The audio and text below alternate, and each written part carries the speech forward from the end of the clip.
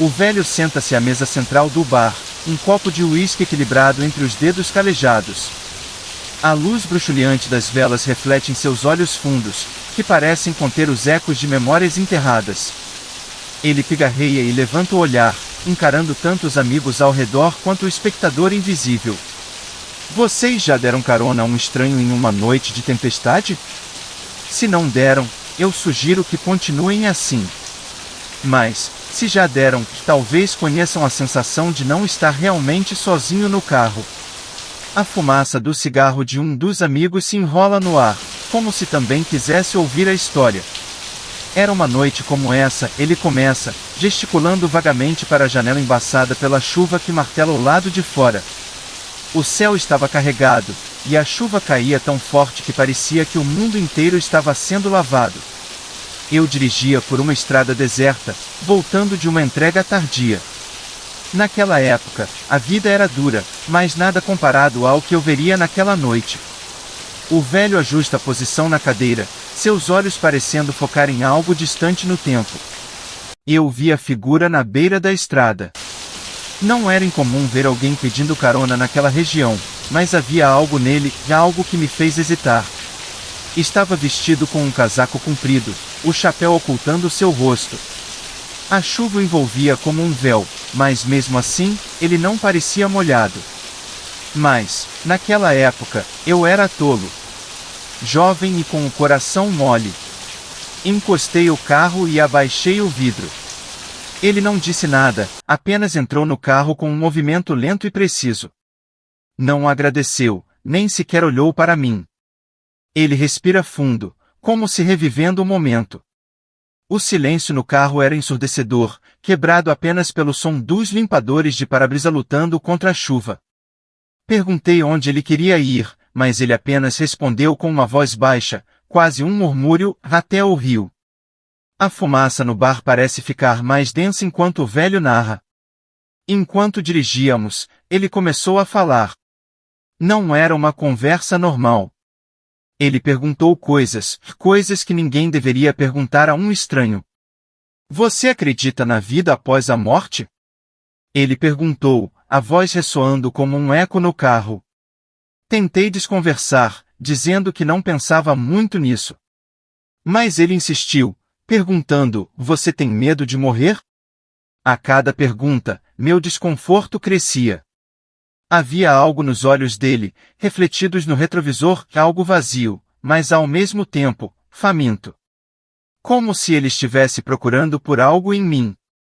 O velho toma um gole de uísque, como se precisasse do calor para continuar.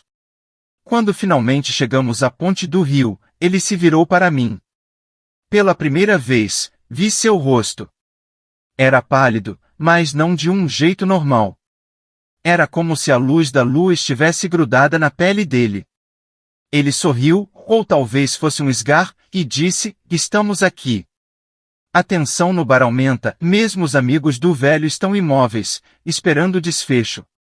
Eu parei o carro, olhei para frente por um momento, e quando me virei, ele não estava mais lá.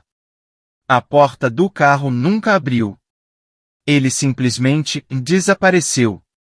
Saí do carro, ignorando a chuva, e olhei ao redor. Não havia pegadas na lama, nem sinais de que alguém havia estado ali. Só eu e a ponte vazia, o som da água corrente abaixo misturado com o vento. Mas, quando olhei mais de perto, vi algo no parapeito da ponte, um chapéu. O mesmo chapéu que ele usava. Ele pausa, deixando o silêncio pairar. Mais tarde, descobri que anos atrás, um homem havia morrido naquela ponte. Disseram que ele caiu, mas as lendas locais falavam de um espírito preso, buscando companhia para aliviar sua solidão. Ele nunca deixa o rio, dizem. Mas às vezes, ele aceita uma carona. O velho inclina-se para frente, um sorriso sombrio no rosto. Então, da próxima vez que vocês virem alguém na estrada durante uma tempestade, pensem 2 vezes antes de parar. Nem todos os passageiros estão vivos. O velho coloca o copo de uísque sobre a mesa com um leve som surdo, quebrando o silêncio que se instaurou após o final de sua primeira história. Ele limpa a garganta e olha diretamente para o espectador, os olhos faiscando com algo entre entusiasmo e malícia. Gostaram da primeira? Pois essa próxima vai fazer seus cabelos ficarem em pé. Porque, meus amigos, há lugares que deveriam ser deixados sozinhos. E uma casa não é sempre apenas uma casa.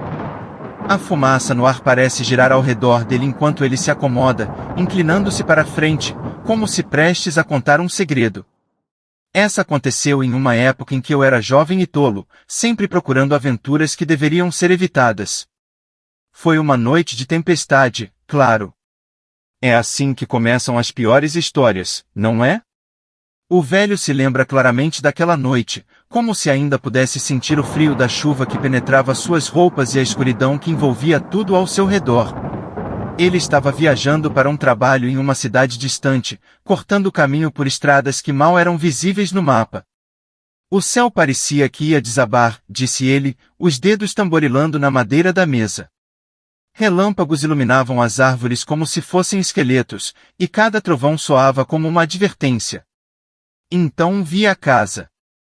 Era uma mansão imponente, com uma silhueta angular que se destacava contra o céu iluminado pelos raios. As janelas estavam quebradas, e o telhado parecia estar afundando em uma das extremidades, mas era um abrigo. E ele precisava de abrigo. O velho entrou pela porta da frente, que rangeu como um grito no silêncio. Lá dentro, o ar estava úmido, com um cheiro de madeira apodrecida e algo mais, algo que ele não conseguiu identificar. Logo que entrei, percebi que havia algo de errado, ele confessa. Não era apenas o silêncio. Era a sensação de ser observado. Explorando a casa, ele encontrou uma sala de estar parcialmente intacta, com móveis cobertos por lençóis sujos de poeira. Sobre uma mesa de centro, repousava um diário encadernado em couro. A capa estava desgastada, mas ainda legível, com um nome gravado, Amélia. Ele folheou as primeiras páginas, que estavam cheias de descrições detalhadas da vida de uma jovem na casa. A escrita começou normal, mas conforme ele lia, as palavras ficavam cada vez mais frenéticas. Amélia escrevia sobre figuras que via à noite, sussurros que ouvia nas paredes e sombras que dançavam na periferia de sua visão. Quanto mais eu lia, mais a sensação na casa parecia mudar, disse o velho, os olhos fixos na memória. Era como se os sussurros que ela descrevia começassem a ecoar ao meu redor. Uma palavra aqui, um riso baixo ali. Eu estava sozinho, mas não estava. Enquanto ele lia, um som o fez congelar, passos lentos e deliberados no andar de cima. Ele olhou para o teto, o coração martelando. Então, os passos pararam, diretamente acima dele. Eu queria acreditar que era minha imaginação, admitiu ele. Mas então ouvi algo mais. Um choro, suave, mas terrivelmente triste. Ele largou o diário e seguiu o som, subindo a escada com cuidado. Cada degrau rangeu sob seu peso, como se quisesse alertar a coisa que o esperava no topo. Quando alcançou o último degrau, viu uma figura. Era uma mulher pálida, vestida de branco, com cabelos desgrenhados caindo sobre o rosto. Seus olhos estavam vazios, como dois buracos negros, e em suas mãos estava o diário que ele havia deixado na sala. Ela me olhou, disse o velho, sua voz mais baixa agora. E naquele momento, soube que não deveria ter entrado naquela casa. O velho recuou, tropeçando nos degraus, mas a mulher não o seguiu. Ela apenas o observou, os lábios se movendo como se murmurasse algo inaudível. Quando ele finalmente saiu da casa, a chuva o recebeu como uma libertação, lavando o medo que o havia congelado por dentro. Nunca soube quem ou o que ela era, ele conclui, olhando para seus amigos e para o público. Mas, às vezes, quando estou sozinho e o vento sopra de um certo jeito, acho que ouço a voz dela. E sei que não sou o único a ter encontrado aquela casa. O velho segura o copo de uísque, observando as gotas que escorrem pela lateral. Seu sorriso é sombrio, mas há um brilho enigmático em seus olhos. Ele olha diretamente para o espectador invisível, como se soubesse que alguém, em algum lugar, está prestando atenção. Se você chegou até aqui, acho que está pronto para a última. E essa, bem, essa é a mais pessoal de todas. Os amigos ao redor inclinam-se para ouvir, o silêncio no bar quebrado apenas pelo leve estalo das velas. O velho respira fundo e começa. Isso aconteceu aqui mesmo, neste bar, ele diz, gesticulando para o ambiente ao seu redor. Mas foi há muitos anos. Tudo parecia igual, as mesas rangiam do mesmo jeito, a jukebox empoeirada continuava calada, e o cheiro de álcool e madeira velha era tão familiar quanto agora. Naquela noite, eu estava com alguns amigos. Era para ser uma noite comum, cheia de risadas e conversas bobas. Pelo menos, era o que pensávamos. Ele pausa, olhando para o espaço vazio do bar, como se pudesse enxergar fantasmas do passado. Estávamos sentados em uma mesa, ali no canto, disse ele, apontando para um canto escuro. Rindo, bebendo, compartilhando histórias. Então, alguém falou sobre uma tragédia que havia acontecido neste lugar anos antes. Um incêndio. Matou quase todos os clientes e funcionários. Dizem que começou na cozinha, mas ninguém sabe ao certo. Alguns corpos nunca foram encontrados. O velho inclina-se para a frente, os olhos arregalados ao lembrar. No meio da conversa, notei algo estranho. Um homem estava sentado na mesa ao lado. Não o vimos entrar, e eu tinha certeza de que aquela mesa estava vazia quando chegamos. Ele era diferente. Vestia um terno antigo, como algo que você veria em um filme de época. E tinha um olhar frio. Mas não foi isso que me incomodou. Foi o silêncio. Ele não disse uma palavra, só ficou sentado lá, observando, como se estivesse nos avaliando. Os amigos do velho começaram a perceber o homem também, e o bar, que antes parecia caloroso e acolhedor, ficou mais frio, como se o ar tivesse mudado. Um de nós tentou puxar conversa, disse ele. Mas o homem apenas sorriu, um sorriso pequeno, sem mostrar os dentes, e levantou o copo.